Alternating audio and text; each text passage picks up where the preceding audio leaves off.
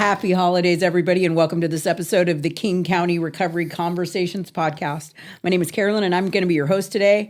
And we want to thank all of you listeners for your support of the podcast this year. We are really grateful to be able to bring these kinds of conversations into community as a whole. Back in October, for Native American Heritage Month, I had Loni and Scott to come and sit with us and have conversations about impact of recovery in the Indigenous community. And we got to tell some stories about the impact of drugs and alcohol on Native communities and on Native families. And so today we're following up with part two, episode 2, to talk about the recovery impacts. We got to talk about the impacts of alcohol and drugs, but today we're going to talk about the impacts of recovery.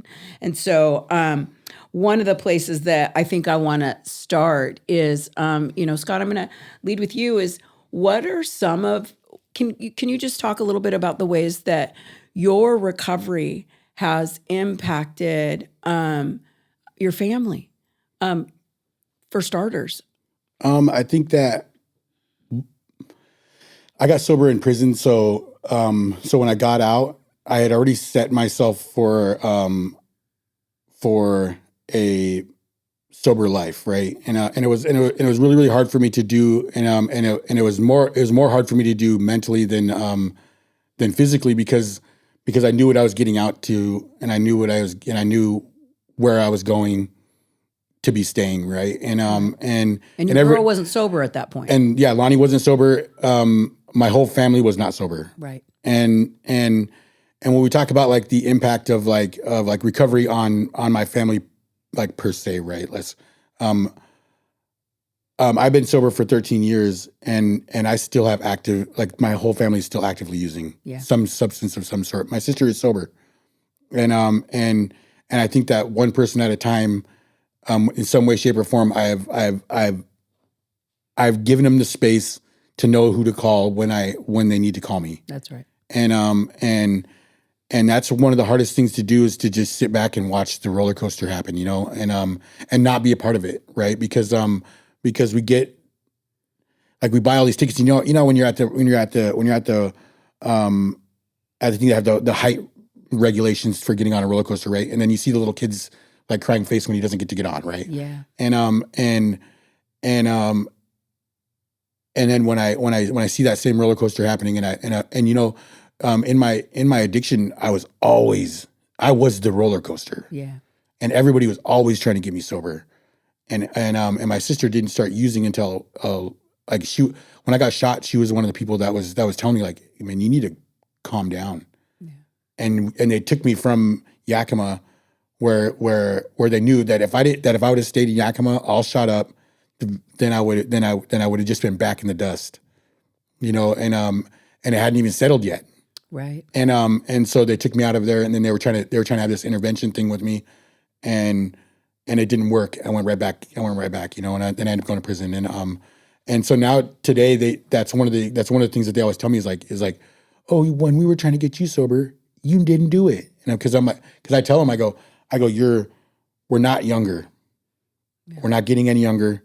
And my dad still uses meth with three heart stents. My sister just got off of fentanyl. She's been sober for 260 days, I think. Nicely. And my mom, she's a 2-time-a-week drinker, but is a blackout drinker, and my brother Raymond still indulges in the weed all the time, and my brother Wilson is an alcoholic, and he's got permanent psychosis, schizophrenia from meth, and he drinks on top of his meds, but I've gotten my brother into treatment one time. I've gotten my little brother to quit smoking weed one time, and I've gotten my sister into detox one time, and then kind of just talked to her about being sober and asking her what's life. I go, what do you want me to tell your kids when you die? Yeah. Because it's not a matter of if, it's a matter of when you OD from fentanyl. I go, what do you want me to tell your kids who are 2 and 7 years old, or 2 and 5 at the time when we got them, right? What do you want me to tell them when you die? And she's like, what are you talking about? And it was she gets really offended, and I'm like, this is a serious question. I'm like, what are we going to do? What do you want us to tell them? and what she told me was like, tell them the truth. And I goes, you want me to tell them that their mom died from drugs?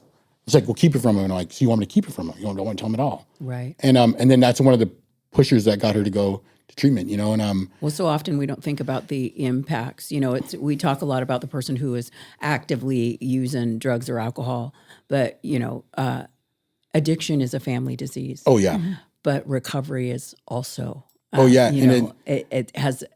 It is a. I guess it could be a family disease. It's a disease I'll take, but it's. So tell me, you know, what are some of the positive impacts that you know your sobriety has had on your family? I think they know that I am sober, and I think that they know that that if they need it, that I'm there to support them in that, and that's what I tell them.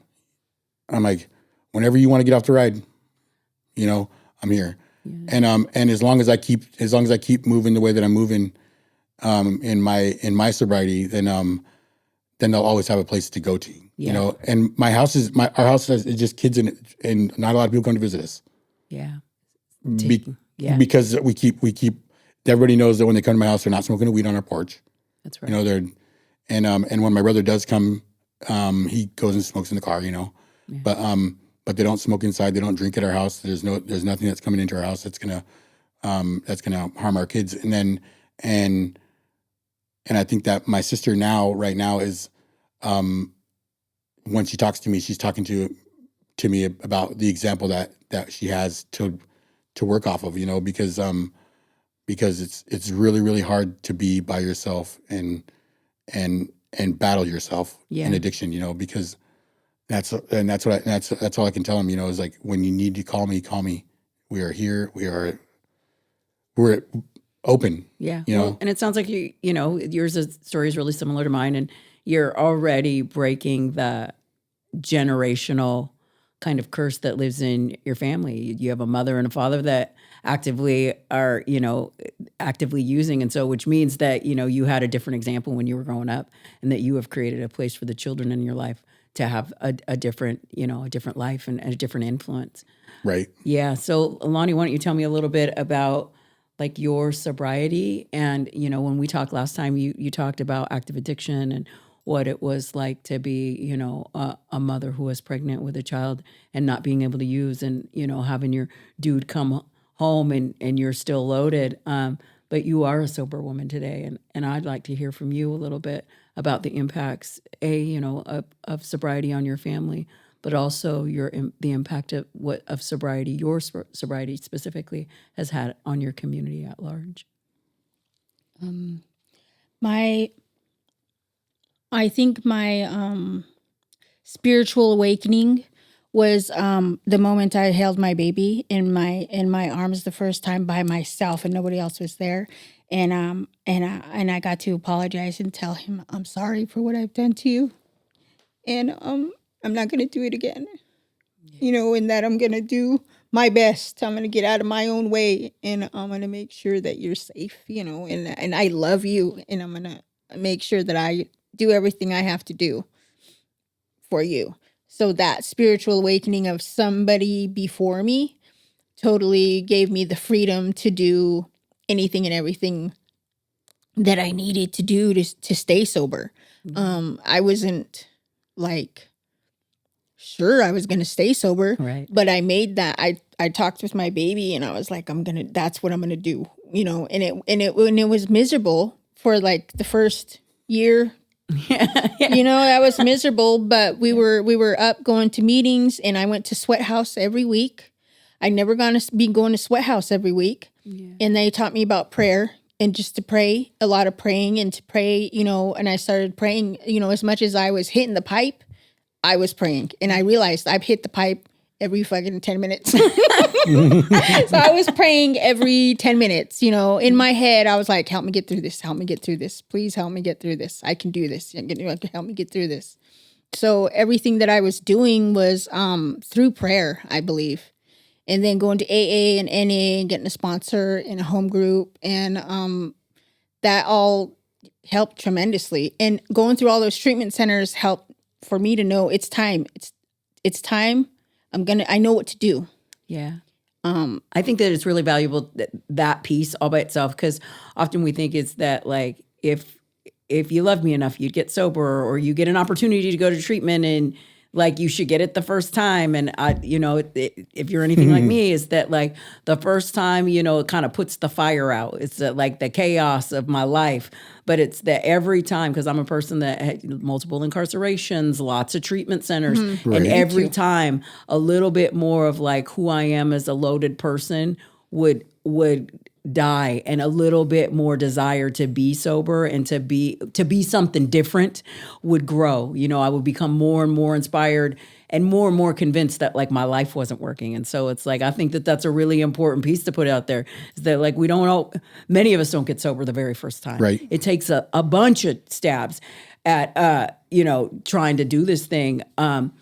It is a compilation of information and resources and people caring for me and rooting me on, going, hey, can it be different this time? That kind of thing. So I love that you mentioned that. And I believe that the Creator put my son in my life at the right time, at the time that I would pay attention. Yeah. I was scared in the beginning. I was like, I heard, about people who get sober for their kids, they don't make it. You have to be sober for yourself. I could always hear that. You have to do it for yourself. You have to do it for yourself. And I wasn't there right away. I wasn't doing it for myself. That took time. That took a lot of work. That took a lot of, when you go into outpatient and you're reading these books and you're doing this work on yourself, or you're going through step work with your sponsor and reading this book and going through writing stuff down. And a lot of that helped me to get there. Going to powwows. When I first went to a powwow, I flipped out. I freaked out. I was crying. When I went to powwow as a little child, I was taken there for money. I was used for money to dance so that they could get some money. And then nobody knew what was happening to us at home. Yeah. So we had to keep our mouths shut about what's happening at home. People thought we were, you guys are such good girls. And they didn't know that we were being heard at home. Yeah. So when I went to a powwow, I never went to powwows anymore as an adult. I went to powwow with my baby, freaked out, start crying, sitting in the car, baby screaming, baby's hungry. But I knew that I had to get through that. Whatever, like the inside of me was thinking of when I was a little girl, and I had to remind myself that I'm not a little girl no more. I'm an adult, and nobody's going to hurt me. And all that kind of emotions and stuff were still inside of me at 35 years old. Yeah. And I had never talked about that or prayed about that or walked through that. But I knew that I needed to be at a powwow because I wanted to be at a safe place for me to be Native, for my child to be Native, to be proud to be who I am, and to be sober. Yeah. I had gone to powwows thinking that, that was where sobriety was, that in my mind, because I was always tweaking. There's no way I would go to a powwow. Sure. I'm not going there tweaking. They're more sober than you. Yeah. I'm like, no, that's not happening. I'm not going to poison it by, right. Yeah. So, but now, so that first time after that breakdown, it got easier and easier. But I knew I had to go there because I wanted to be in a sober place with a bunch of other Natives in their beautiful regalia dancing. And I wanted to know, to dance is to pray. When you're on that floor, you're praying. This isn't about money. This is about winning. Because then when I danced because they have contests at powwows. And when I was dancing, it felt weird that they gave me first place and I won. And I didn't know how to feel about that. Because I was like, this is not what I want this to be about. I want this to be about, I'm praying for my sobriety. I'm praying that I'm proud to be here. I'm praying for my parents, my grandparents, their parents, that they went through whatever it is they had to go through, which is probably really hard for me to be alive today, for my son to be alive today.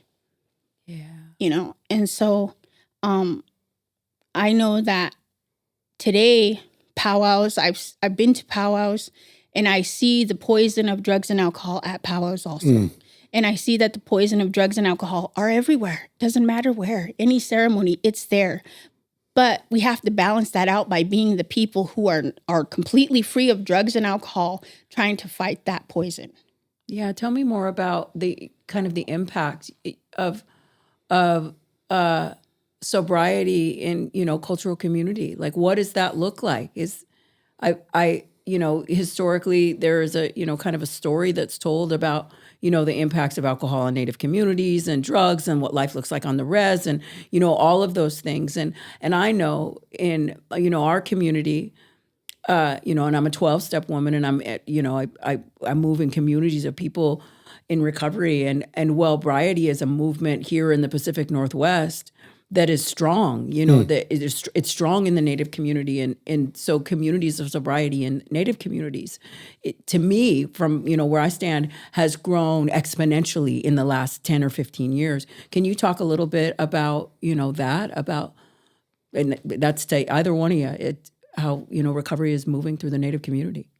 Well, we love the Wellbriety book, and so we've taken that and we've had meetings. We've gone to the trainings, to Wellbriety trainings that they've had here and there, and we have a meeting now. We have meetings, our own Wellbriety meetings. I have one on Thursdays at the Tulalip Family Services. Thursdays, 4:30 to 6:30. It's for anybody. For anybody and everybody. Yeah. It is at the family center.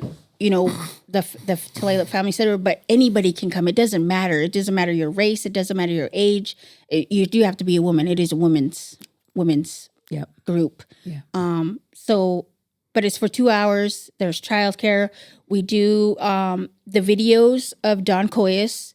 And so we get to hear him and his teachings, and I believe in all of his teachings, and I love listening to him because he's like a father figure. Listen, I love Don. Like when you get to meet, it's like getting to meet Bill W. It's like meeting Bill W. Yeah. And I'm like, except he's alive, and he can talk to you. Yeah.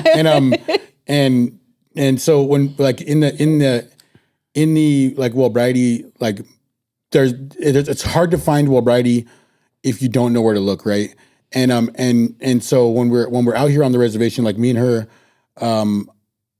I out of desperation, I was looking for a place to have a well. Because this Well-Anon thing was starting, like, and it's like, what was starting? Al-Anon. So Well-Anon. It's like Al-Anon. It's like Wellbrighty's Gotcha.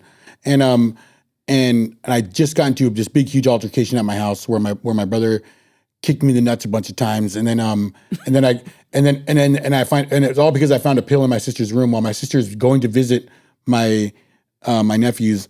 I find a pill because my mom just like happens to ask me for, can you go in there and look for my can opener? And I go in there and I'm like, and I find a pill, and then this whole big huge argument fight drag like happens, and I go up to the admin building in Tulalip, and I'm telling my friend about it, and she's like, you need to talk to so and so, and I'm like, well, I don't know who that is. Like, she goes, she just walked right by right there.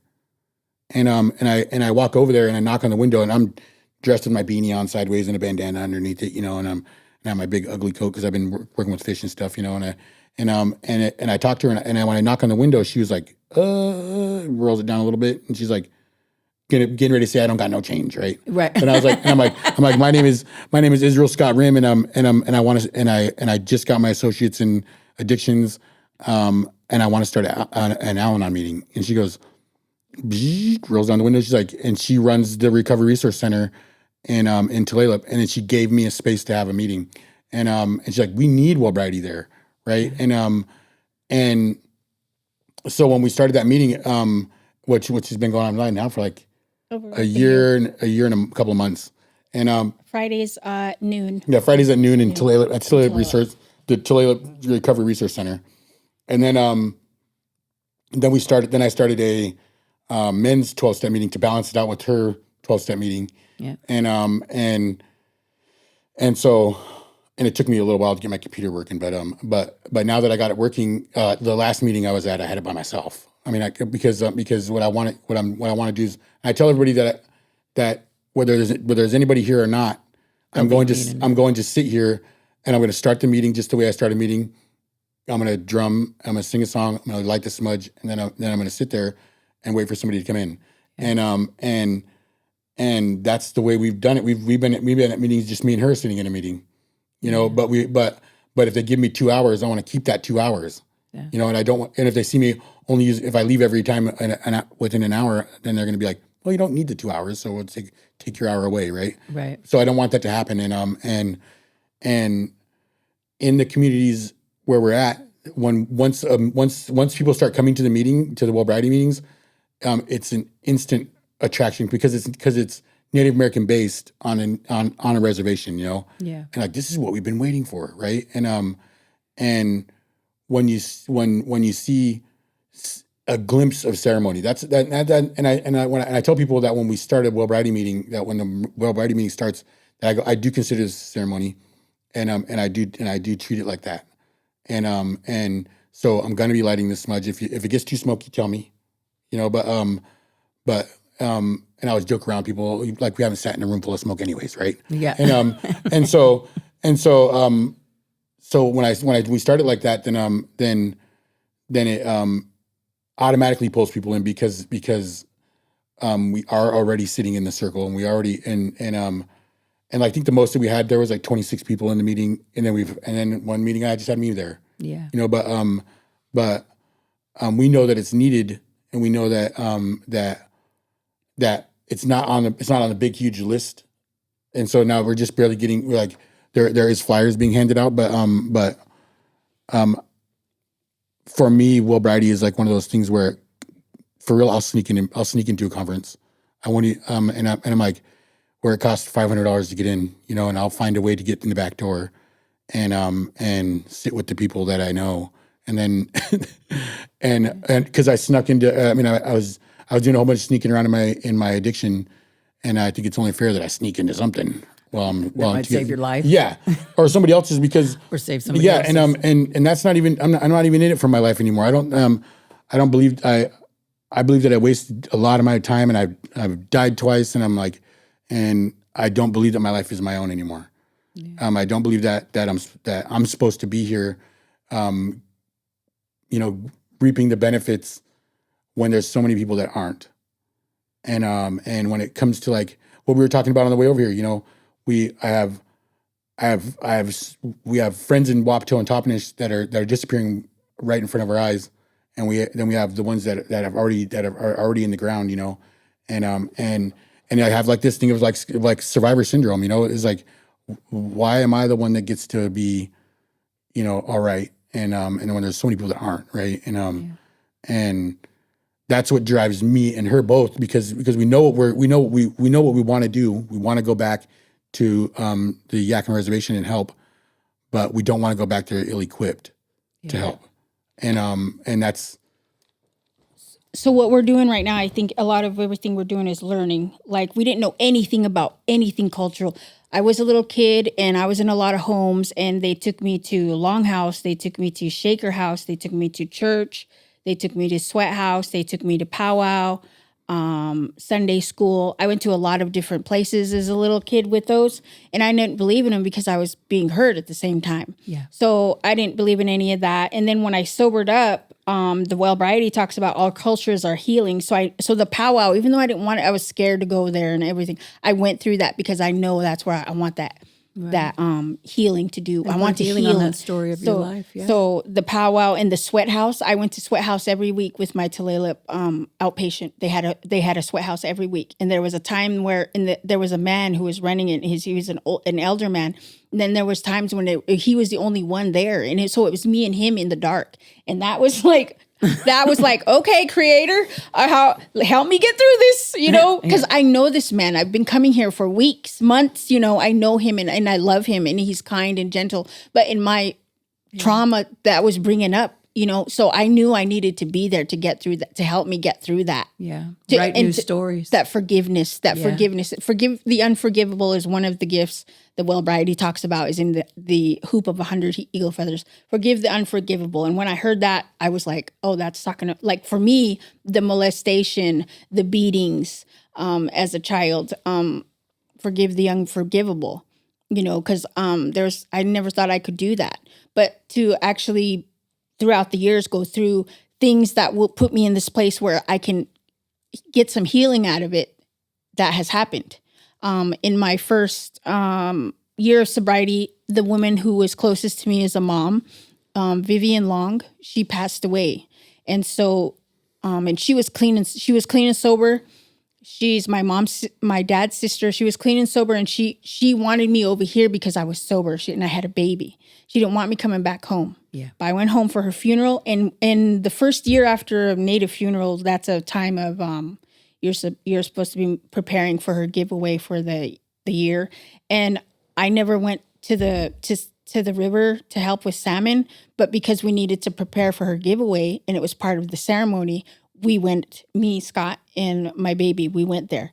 And I did some step work there because I needed to do some fifth step notebook. That's time to be sitting there at the river. And it was my mom was on there, because I was angry that she had left us. I felt like she had ditched us, and what happened to us. And it wasn't even like that. Like the Creator had put into my life. My auntie, one of her sisters, showed up the next day at that camp, just picking up cans out of the garbage. Her and her grandkids picking up cans out of the garbage to turn in for some money. And I'm like, hey, and then I was like, I was writing about my mom, and so she told me stories about my mom and about how the man, because I heard she had taken her own life, and she's like, she didn't take her own life. She wouldn't do that. The man who killed her, he got away with it, and he let everybody know that he got away with murder. And to know. And so I went to where the closest I could find her grave. I still haven't found her grave to this day, but I know where the graveyard's at. We went there, we sang a song, and I was like, thank you for doing what you could do with what you had to take care of us the best way that you knew how. Because it could have been so much worse if we had lived in that same house with that man with her. Because if she was dead, then me and my sister would have been with that man, and who knows what could have happened with us. So to see that would have happened without prayer and step work. Listen, everything that you just talked about is so powerful, and I think it's one of kind of the tenets or the byproducts of kind of recovery community is that these things that are our deepest griefs or our deepest wounds or our biggest shames turn into our most relevant, powerful wealth. It's our treasure. It is the thing that that heals us. But it also, as we heal, it allows us to bring that medicine into community and heal others. And I'd love to hear just a little bit about the babies, because it's our young people. We're old dogs now, and it's good. It's vital that we heal our parents so that they have health and healing, so that we can heal our children. But I'd love to hear a little bit about your children and the young people in your life and in your community, and how sobriety has impacted their lives and their ability to access culture. Well, see that one of the biggest things that, and we have two very, very clear examples in our house, right? Of how addiction can affect a 5 and a 2-year-old, and then we have how a lifetime of sobriety can affect 2 kids, right? And they're almost the exact same ages. I have my kids that are 8 and 4, and then we have my sister's kids who live with us who are 7 and 4. And so they both grew up in the same exact family. Me, my mom, my dad, the same addiction problems that everything has, but under our roof. We thrive on culture, on cultural practice, the foundation of cultural practice, right? And when my son talks, or when my son prays, right? He doesn't just go, oh yeah, and prays. He closes his eyes and he says a prayer. And he says it with his heart. Yeah, and then he puts his hand up and he says nigh, and he talks, and when we say nigh to the Creator, and that's like being having our prayer heart to the Creator. Yep, to the Creator, and then it's like being counted.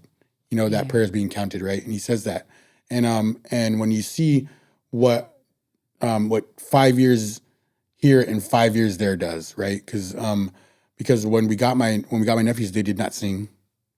They did not play, and it was very, very hard to get them to play with others because one was in one room, one was in another room, and and I know my sister loves them, and I know my sister would do anything for her kids, you know, and she's a very, very good mom, but her boyfriend is not a very good dad, and I could say that with all the with I could say that with resentment, I could say that with anything, but the last time I talked to him, I was like, I'm not, because he thought I was going to hurt him, you know, and I go, I'm not here to hurt you, I'm here, I'm telling you, man, you kids need you, and what we see the little difference in my nephew's life, they sing and they get up in front of people and sing. They don't just not just sitting in the car just singing by themselves.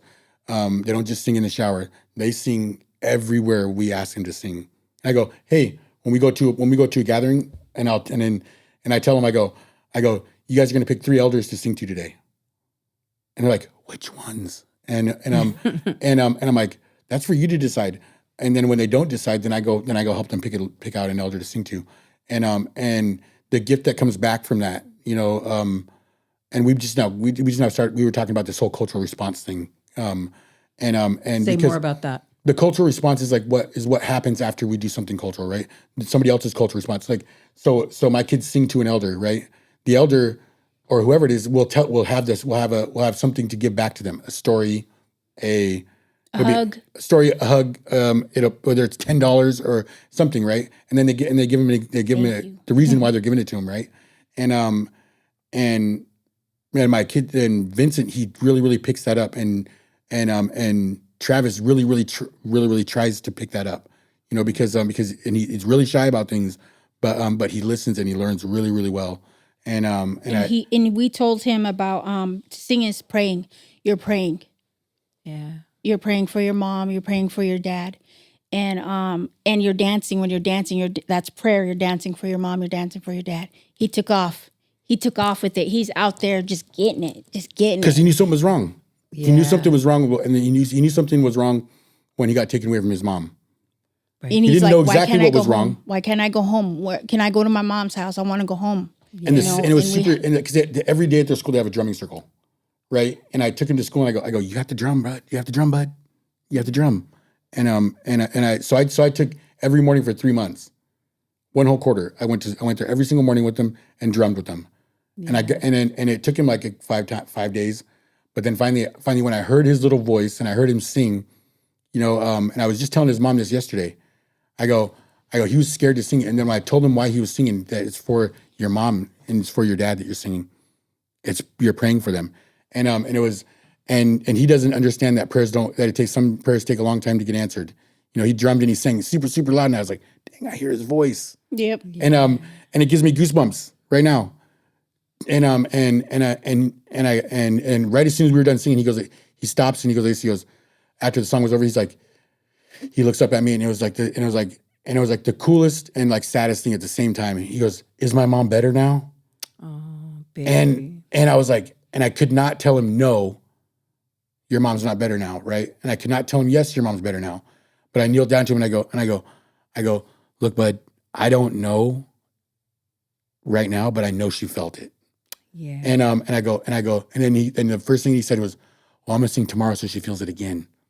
And just that little tiny bit from him, not even knowing what a prayer is and not even being, and I'm sure that he saw his mom pray, but for us to take him to like Sundance and for us to take him to like sweat houses, and when I have a kids round in the sweat lodge where they all get to pour their water one time, you know, one round. And I'm like, now, you know, it's your turn to pour the water. So when you get up behind the water, you have to say a prayer at the beginning. And then the prayer goes around and all the kids get to say their little prayers. And sometimes it's to pray for a car. And I'm like, I'm going to pray for Hot Wheels, you know? And I'm like, that's not what we pray for, bud. We pray for people. We don't pray for things. But it's changed. It's changed their life. Oh, yeah. The beginning of the story, what you talked about was the impact of what life was like in the beginning, which is that they were separated from each other. They were separated from mom. They had no relationship with your culture or with song or with spirit. and that instead, like as a result of like the impact of your sobriety on the life of, you know, your family and your children, is that there was an influence that changed this song in their own heart and the story for themselves and the connection to each other, even those who are not with us, who are still wounded by the disease of addiction. I think that it's incredibly powerful. And I love so much that I could talk to you guys like forever about all of this. I mean, at some point we'll get to connect and talk again. But, you know, for today, I just want to say thank you so much for taking the time to come and share with me and to come and share with our larger community about the impact of sobriety on our community as a whole, and particularly, specifically on Native communities. I am so grateful for the gift that you brought me today, and, you know, physically and in my spirit. I needed to hear every word that you had to say. So thank you very much. I'd also like to thank the King County Behavioral Health and Recovery Division. And of course, we'd love to thank the team here at Orbit Studios for making this podcast possible. You guys rock. So thank you so much. Yes, and thank you. thank you, Loni and Scott, so much. Yeah. Yes. All right.